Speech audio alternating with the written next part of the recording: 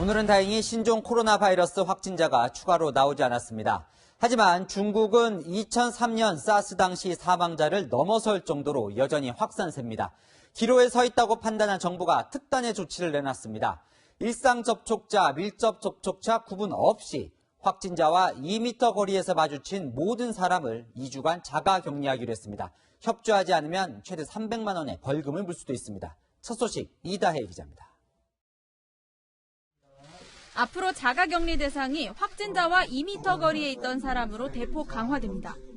그동안에는 역학조사관의 판단에 따라 밀접 접촉자로 분류된 사람만 격리했지만 앞으로는 거리 기준으로 대상자를 확대하겠다는 겁니다.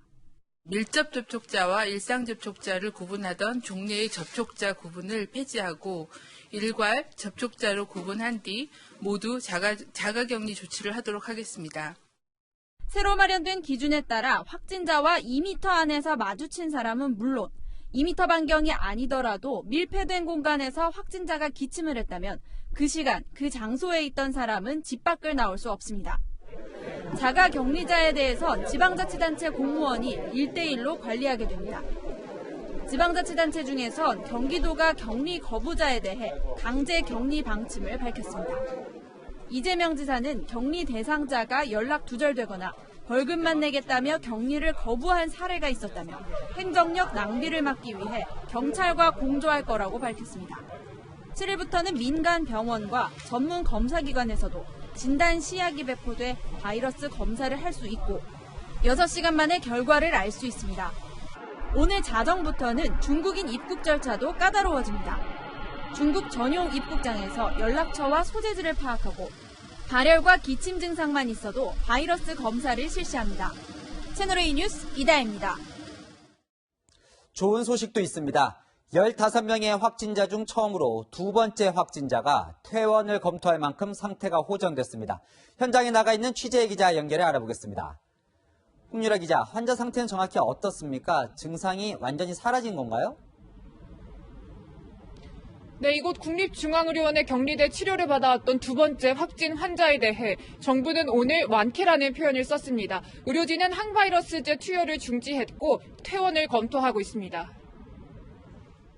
보건당국도 두 번째 환자의 신종 코로나 바이러스 유전자 증폭 검사에서도 음성으로 나왔다고 밝혔습니다. 두 번째 환자는 중국 우한에서 근무하다가 지난달 20일 입국한 55살 한국인 남성입니다. 입국 과정에선 발열과 인후통이 있었지만 호흡기 증상이 없어 능동감시 대상자로 분류됐었습니다. 두 번째 환자의 경우 나머지 환자들과 여러 면에서 다른 모습을 보였습니다. 외부 활동을 할 수 있었는데도 스스로 자가 격리를 한 뒤 보건소에 증상을 신고해 지난달 24일 확진 판정을 받은 모범 환자로 꼽히고 있습니다. 두 번째 환자에게 투여한 항바이러스제 등 약물은 아직 정확히 공개되지 않았습니다. 지금 국내에서 많이 쓰고 있는 항바이러스제가 HIV 치료제로 쓰는 항바이러스제라고 알고 있습니다. 첫 번째 환자도 일상생활을 할 수 있게 됐으며 폐렴 증상도 거의 사라져 안정적인 상태입니다. 또 첫 번째 환자 접촉자 45명도 증상 없이 잠복기 2주가 지나 오늘 0시를 기준으로 감시해서 해제됐습니다. 나머지 환자 13명의 건강 상태도 전반적으로 양호하지만 증상 초기여서 아직 단정하긴 어렵다고 보건당국은 전했습니다. 지금까지 국립중앙의료원에서 채널A 뉴스 홍유라입니다. 이 소식도 사실이라면 좋겠는데요. 태국에서 독감과 에이즈 치료제를 혼합한 약물을 신종 코로나 바이러스 감염 환자에게 투약했더니 음성 반응이 나왔다는 겁니다. 진짜 효과가 있는 건지 전문가들에게 물어봤습니다. 황아람 기자입니다. 태국에서 신종 코로나 바이러스 감염증 치료법이 나왔다는 주장이 제기됐습니다. 외신은 태국 보건부 발표를 인용해 양성 판정을 받은 71살 중국인 여성이 음성으로 호전됐다고 보도했습니다. 독감을 치료하는 약물과 에이즈를 치료하는 항바이러스제 등을 혼합해 투여하자 회복세를 보였다는 겁니다. ปรากฏว่าผลดีขึ้นจากภายใน48 ชั่วโมงดีขึ้นชัดเจนแล้วก็เชื้อจากที่เป็นบวก 10 วันกลายเป็นลบนะครับ 독감 치료제와 에이즈 치료제를 섞어 처방하는 방식은 지난 2003년 사스, 2015년 메르스 사태 때도 일부 효과를 인정받은 바 있습니다. 항바이러스제 예전에 메르스 때도 그렇고 사스 때도 이제 그런 식으로 쓰거든요. 지금 동원할 수 있는 치료법 중에 하나다. 다만 모든 신종 코로나 바이러스 확진자에게 효과가 있는지는 아직 입증되지 않았습니다. 이게 효과가 확실히 입증된 건 아니고요. 근데 한 명 써봐서 좋아졌다고, 이 약 때문에 좋아졌다 이렇게 말할 수는 없는 거고요. 중국은 신종 코로나 바이러스 치료제의 임상 실험을 시작했습니다. 다음 달 27일까지 감염 환자 270명을 대상으로 에볼라 바이러스 치료를 위해 개발된 약물을 투약하고 효과가 있을 경우 신속 출시할 예정입니다. 채널A 뉴스 황아람입니다. 확진자 대부분의 동선과 접촉자 수는 어느 정도 파악이 되고 있는데 12번 확진자가 여전히 논란입니다. 경기와 서울, 강원과 인천 등 여러 곳을 돌아다닌 탓에 접촉자 수가 하루 만에 3배 가까이 늘어 300명을 넘어섰습니다. 이지훈 기자입니다. 좌석과 손잡이는 물론 바깥 벽면까지 지하철 곳곳에 소독약을 뿌리고 닦아냅니다. 신종 코로나 바이러스 확진자들이 지하철, 버스 등 대중교통을 이용한 걸로 파악되면서 대대적인 방역 작업이 이루어지고 있습니다. 12번째 환자도 지하철을 타고 서울 중구 신라면세점의 루이비통, 구찌 매장을 찾았습니다. 또 이마트 9,000점, 약국, 음식점 등도 방문했습니다. 보건당국은 어제 12번째 환자와 접촉한 사람의 수가 138명이라고 발표했는데 오늘은 361명이라고 밝혔습니다. 하루 만에 220명 넘게 급증한 겁니다. 현재 15명 확진자의 전체 접촉자 수가 913명인데 10명 중 4명이 12번째 환자와 접촉한 셈입니다. 이런 가운데 국내 확진자 4명이 중국 우한시에 있는 쇼핑몰 한국관 더 플레이스에서 일했던 걸로 파악됐습니다.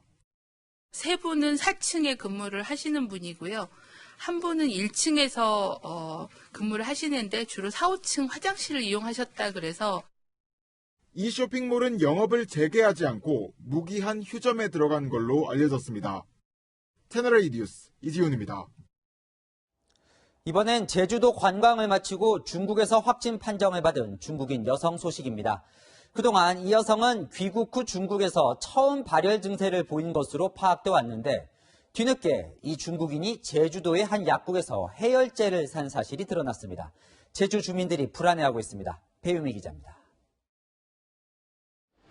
약국 문이 굳게 닫혀 있습니다. 신종 코로나 바이러스 확진 판정을 받은 중국인 관광객 A씨가 다녀간 곳입니다. A씨는 귀국 전날인 지난달 24일 저녁 이곳에서 해열제 한 통을 샀습니다. 지인의 부탁으로 샀다. 이렇게 진술을 하고 있습니다. 약사분께 여쭤봤더니 기침이나 별다른 증상은 없고 건강한 것처럼 보이더라.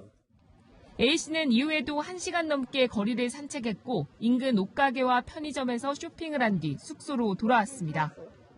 앞서 오전에는 240번 시내버스를 타고 천백고지 주변을 둘러보기도 했습니다.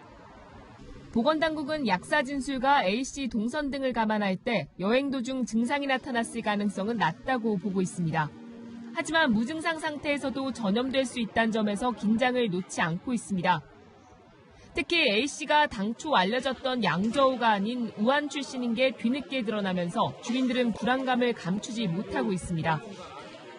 진짜 중국인들 오면 걱정되는 것도 좀 있어요. 거의 대부분이 거의 다 중국인들만 하고 있죠. A씨가 머물렀던 호텔과 쇼핑차 들렸던 제주 시내 면세점들은 모두 문을 닫았습니다. 휴업은 오늘부터 시작이고 6월 8일까지입니다. 확진자와 접촉한 약사와 시내버스 기사, 옷가게와 편의점 점원 등 4명도 자가격리 조치했습니다. 앞서 조치가 취해졌던 호텔 직원 5명까지 격리 대상은 9명으로 늘었습니다. 채널A 뉴스 배유미입니다.